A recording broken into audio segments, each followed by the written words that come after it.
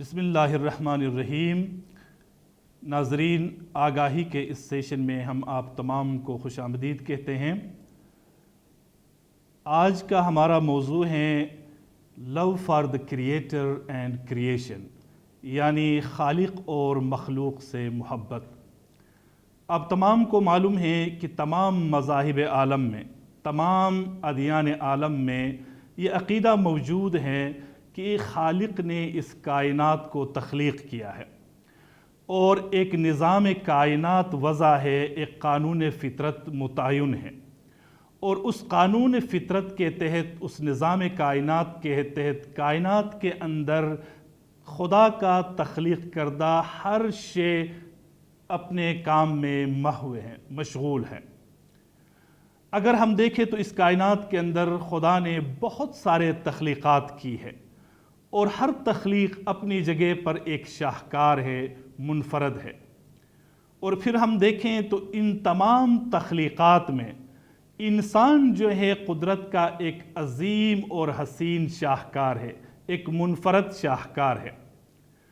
پھر خداوند رب العزت نے انسان اور خالق کے درمیان ایک رشتے کو بھی وضع کیا ہے، انسان کو بنانے کے ایک مقصد کو بھی وضع کیا ہے، اور یہ رشتہ جو ہے خالص محبت کی بنیاد پر قائم ہے، ایمان کی بنیاد پر قائم ہے۔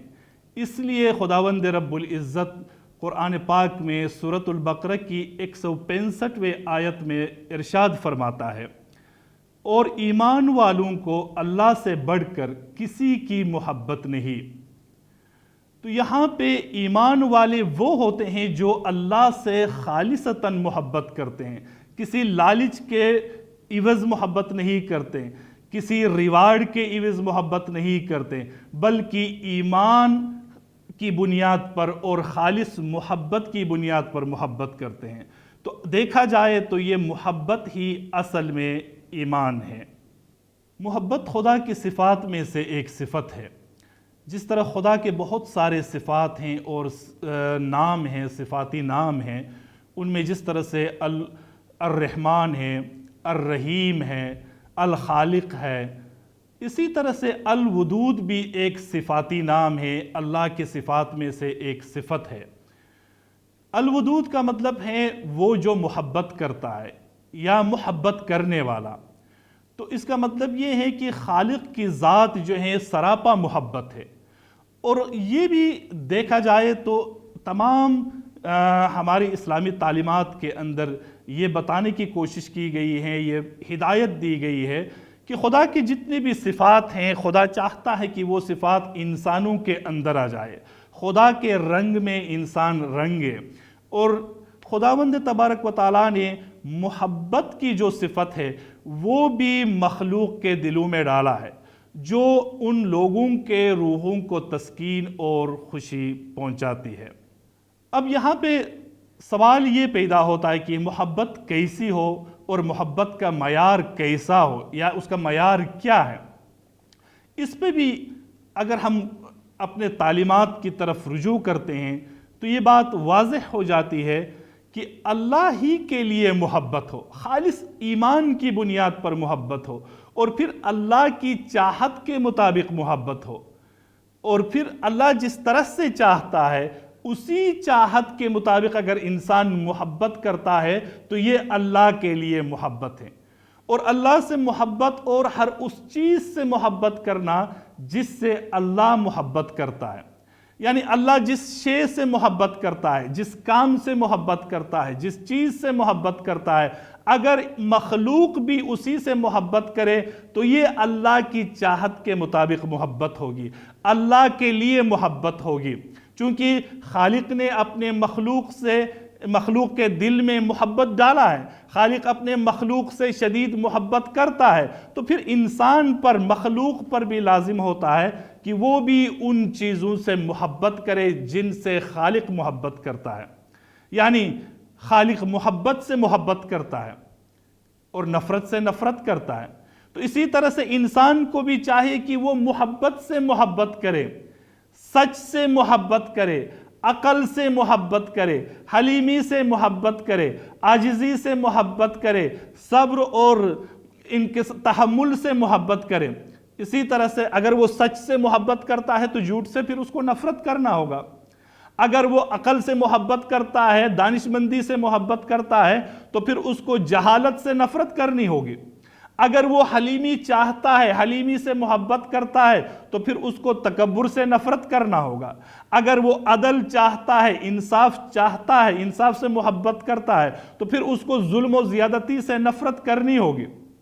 یہ نہیں ہو سکتا ہے کہ انسان اپنے لیے محبت، اپنے لیے سچ، اپنے لیے حلیمی، اپنے لیے عدل و انصاف، لیکن دوسروں کے لیے وہ اس کے برعکس سوچے یا دوسروں کے لیے اس کا برعکس پسند کرے.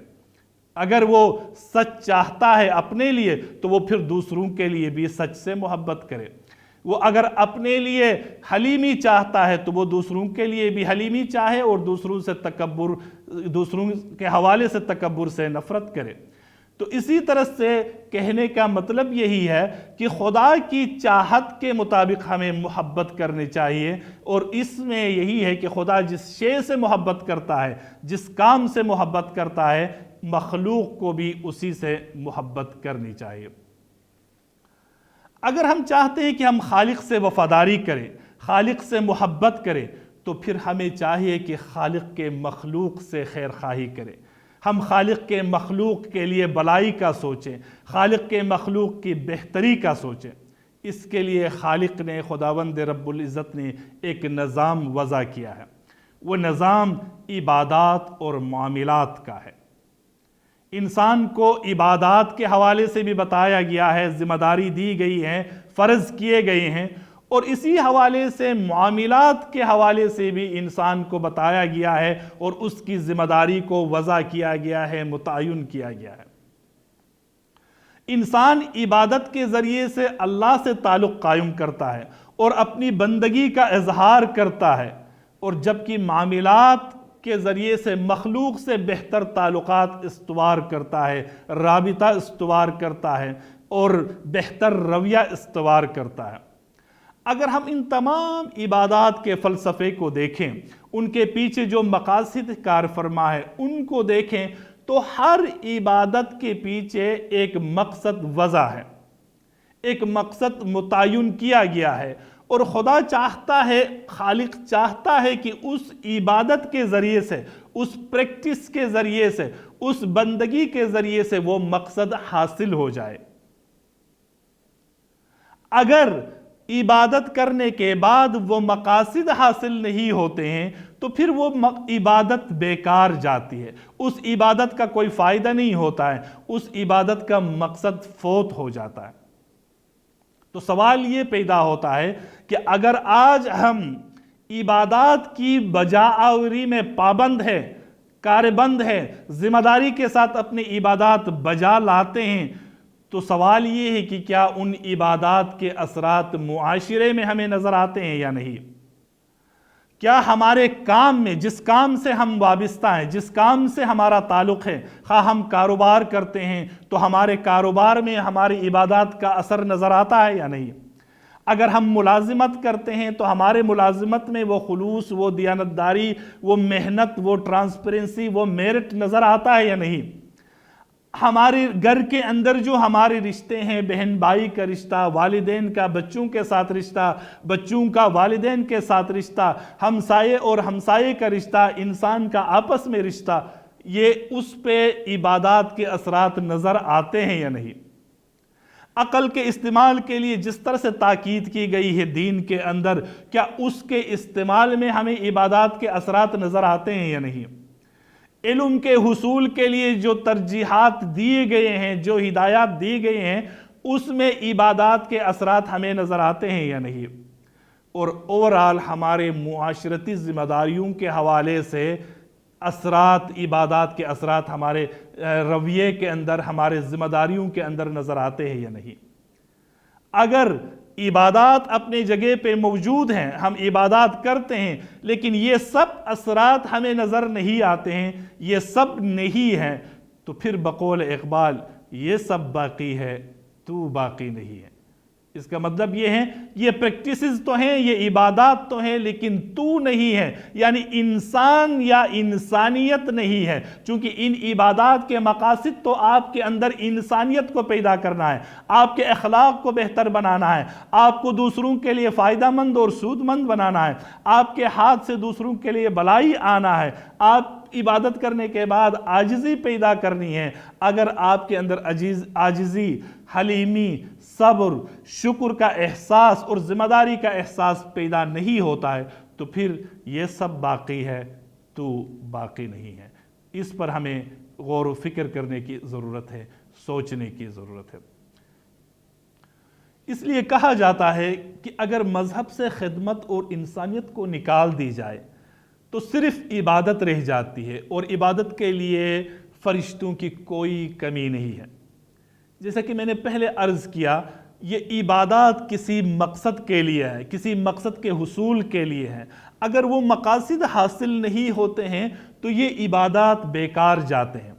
ان عبادات کا مطلب یہ ہے کہ آپ کے معاملات کو بہتر کریں، آپ کے لین دین کے معاملات بہتر ہوں، آپ کے رویے کے معاملات بہتر ہوں، اور اصلاح معاشرہ ہو، معاشرے سے برائی دور ہو اور معاشرے کے اندر بلائی آ جائے، خیر خواہی آ جائے، محبت آ جائے، انسانیت آ جائے، لوگوں کے کردار اور اخلاق میں مثبت تبدیلی آ جائے۔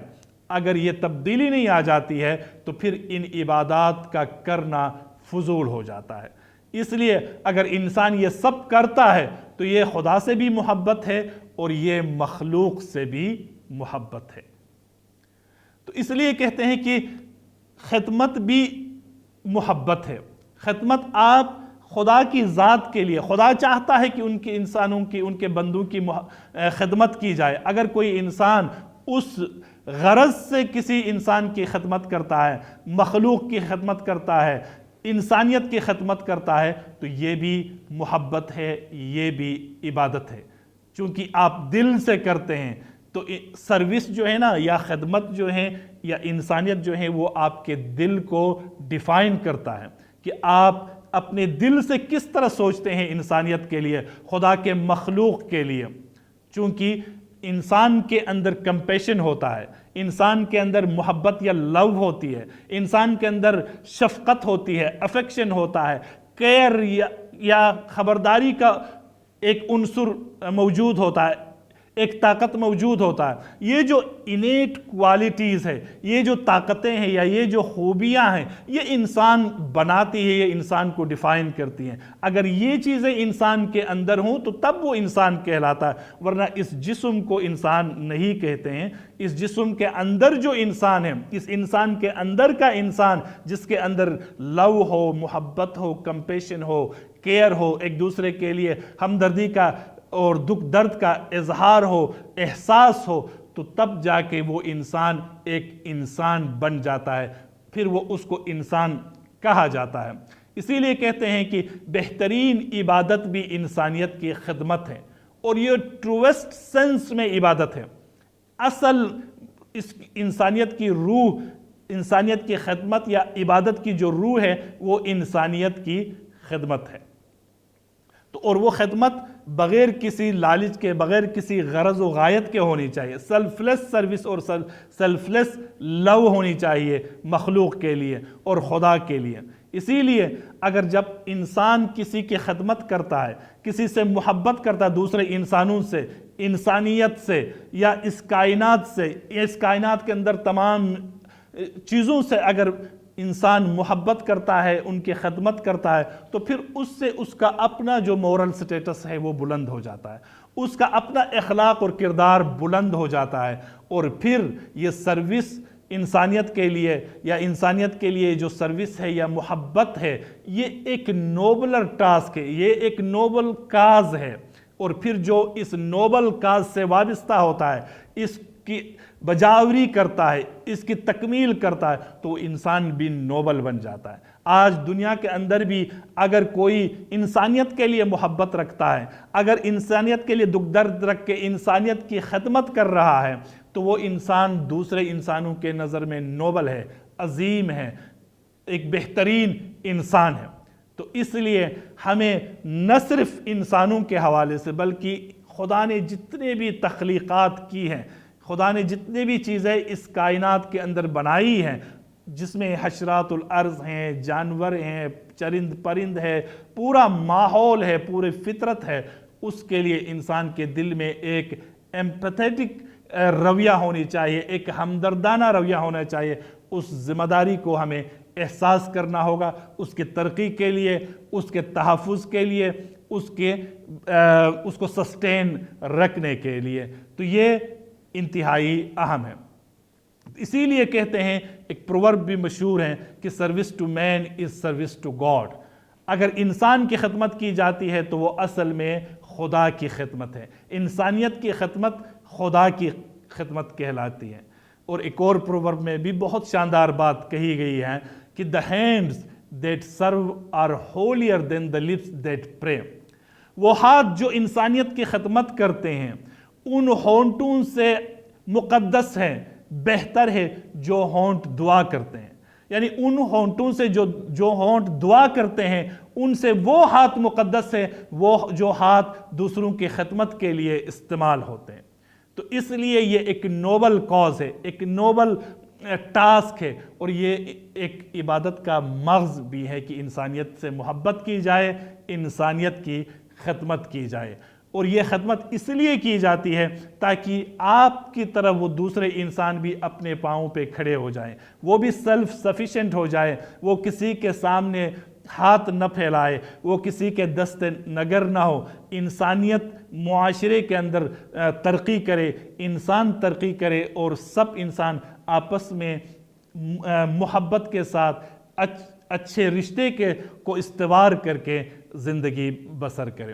تو اس لیے پورے تمام ادیان عالم کو اگر ہم دیکھیں تو ایک رول سب میں مشترک ہے، کامن ہے، اور اس کو گولڈن رول کہا جاتا ہے۔ وہ گولڈن رول یہ ہے کہ یہ حدیث میں بھی آیا ہے کہ آپ جو اپنے لیے پسند کرتے ہو وہی اپنے بھائی کے لیے بھی پسند کرو۔ اگر میں اپنے لیے اچھی صحت پسند کرتا ہوں تو میں اپنے بھائی، یہاں پہ بھائی کا مطلب صرف بھائی نہیں ہے، سگا بھائی نہیں ہے، بلکہ انسانیت ہے، دوسرے انسانوں کے لیے بھی میں اس کو پسند کروں۔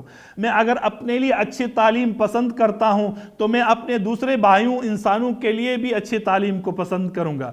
اگر میں اپنے لیے اچھا روزگار، اچھی معیشت، اچھا گھر، اچھا ماحول یا ترقی پسند کرتا ہوں تو مجھے چاہیے کہ میں دوسروں کے لیے، دوسرے انسانوں کے لیے، اپنے دوسرے رشتہ داروں کے لیے، اپنے بھائیوں کے لیے بھی میں ایسا ہی پسند کروں۔ تو یہ گولڈن رول ہمیں اپنے ذہن میں رکھنا ہوگا۔ یہ نہ صرف اسلام کے اندر بلکہ پورے ادیان عالم کے اندر یہ رول سب میں مشترک ہے، اس لیے اس کو گولڈن رول کہا جاتا ہے۔ یہاں پہ خلاصہ یہ گفتگو یہی ہے کہ اگر انسان خدا کے مخلوق سے محبت کرتا ہے تو اصل میں وہ خدا سے محبت کرتا ہے۔ تو کہتے ہیں کہ محبت خلق وصل خدا ہے، یعنی خدا کے مخلوق سے جو محبت کرتا ہے تو وہ انسان خدا سے واصل ہو جاتا ہے، خدا کی معرفت اس کو حاصل ہو جاتی ہے، خدا کی پہچان اس کو حاصل ہو جاتی ہے۔ میں اپنی اس گفتگو کا اختتام اس مشہور واقعے سے کرتا ہوں۔ آپ سب کو پتہ ہوگا کہ ابو بن ادہم تاریخ میں ایک انتہائی عبادت گزار، نیک بندہ اور ایک بزرگ گزرے ہیں۔ ان کے بارے میں ایک واقعہ مشہور ہے کہ ایک رات وہ اپنی عبادت میں مشغول تھے، اتنے میں ایک فرشتہ نازل ہوتا ہے۔ نازل ہونے کے بعد ابو بن ادہم ان سے پوچھتا ہے کہ آپ کون ہیں؟ کہتا ہے کہ میں اللہ کا فرشتہ ہوں، میں آپ کے پاس آیا ہوں۔ ابو بن ادہم پھر پوچھتے ہیں کہ آپ کیوں آئے ہیں؟ تو فرشتہ کہتا ہے کہ میں روئے زمین پر ان لوگوں کی فہرست بنانے آیا ہوں جو اللہ سے محبت کرتے ہیں، تو کیا میں تمہارا نام بھی ان میں لکھوں؟ ابو بن ادہم نے یہ کہا کہ نہیں، میرا نام اللہ سے محبت کرنے والوں میں نہیں لکھو، بلکہ میرا نام ان لوگوں میں لکھو جو اللہ کے مخلوق سے محبت کرتے ہیں۔ فرشتہ کہتا ہے کہ ٹھیک ہے، اور اس کے بعد وہ چلا جاتا ہے۔ دوسری رات کو پھر وہ فرشتہ ابو بن ادہم کے پاس آتا ہے، اور ابو بن ادہم پھر پوچھتا ہے کہ آج پھر کیوں آئے ہو؟ فرشتہ کہتا ہے کہ آج میں ان لوگوں کی فہرست لے کے تمہارے پاس آیا ہوں جن سے اللہ محبت کرتا ہے، اور اس فہرست میں یعنی جن سے اللہ محبت کرتا ہے اس فہرست میں آپ کا نام سر فہرست ہے، یعنی ابو بن ادہم کا نام سب سے اوپر ہے۔ حاضرین اکرام، اس کا مطلب یہ ہے کہ خدا ان سے محبت کرتا ہے۔ خدا کے سامنے سب سے ٹاپ آف دی لسٹ یا سر فہرست وہ لوگ ہوتے ہیں جو اس کے مخلوق سے محبت کرتے ہیں۔ تو اس لیے کہتے ہیں کہ محبت خلق وصل خدا ہے۔ تو خلاصہ یہ گفتگو یہی ہے کہ دین کا مقصد انسانوں کے انفرادی اور اجتماعی یا معاشرتی جو ضمیر ہے یا شعور ہے اس کو بیدار کرنا ہے، تاکہ معاشرے کے حوالے سے، اپنی ذات کے حوالے سے، اپنی زندگی کے حوالے سے اس کے ذمہ داریوں کے بارے میں اس کو احساس ہو۔ اگر یہ شعور بیدار ہو جاتا ہے اور اس سے اپنی ذات کے ساتھ دوسروں کو بھی فائدہ پہنچتا ہے تو یہ اصل میں خدا اور مخلوق سے محبت ہے۔ اگر وہ احساس پیدا ہونے کے بعد وہ انسانیت کے لیے مفید ثابت ہوتا ہے تو اصل میں وہ خدا اور مخلوق سے محبت ہے۔ آخر میں اس شعر کے ساتھ آپ سے اجازت چاہوں گا۔ کسی شاعر نے بہت خوب کہا ہے، ضمیر مرتا ہے احساس کی خاموشی سے، ضمیر مرتا ہے احساس کی خاموشی سے، یہ وہ وفات ہے جس کی خبر نہیں ہوتی۔ ناظرین اکرام، آپ تمام کے سننے کا بہت بہت شکریہ۔ اپنے اور اپنے اہل و عیال اور اپنے ارد گرد جتنے بھی لوگ ہیں ان سب کا خیال رکھیے گا۔